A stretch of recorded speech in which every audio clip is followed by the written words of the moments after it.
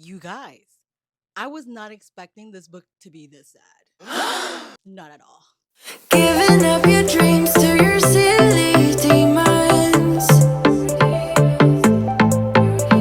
We're diamonds in the dust, so why can't you see it? Hey friends, welcome or welcome back to another video where I jokingly share my thoughts on whether or not a book is worth reading. You guys already know the drill. This is just my opinions. You guys are more than welcome to disagree with me. This is simply for fun.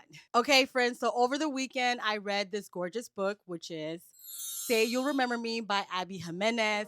In this book, we're following our main protagonist, Samantha, who needs to move back to California to be with her family because her mother is struggling with dementia. Now, before she heads back, she meets Xavier, who happens to be a handsome veterinarian, and they decide to go on a date. Now, the date was actually successful. However, both Xavier and Samantha are forced to recognize some of the challenges that they will face due to a long distance relationship.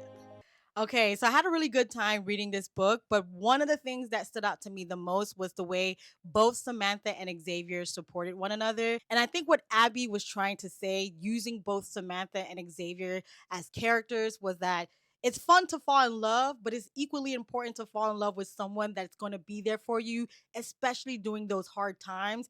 Xavier was dealing with his family, the way that they sort of neglected him, and he was processing that the best way he can. And you saw how Samantha provided that support to him. And then when Samantha was dealing with the issue with her family, especially being a caregiver to her mother, you saw how Xavier showed up and provided that support for both Samantha and her family. And I thought Abby did a fantastic job. The other thing I enjoyed about the story is the representation of someone dealing with dementia and also being a caregiver to a loved one. Now, the reason why I say this was borderline sad was because this brought back a lot of memories of my grandma before she died. She too was struggling with dementia.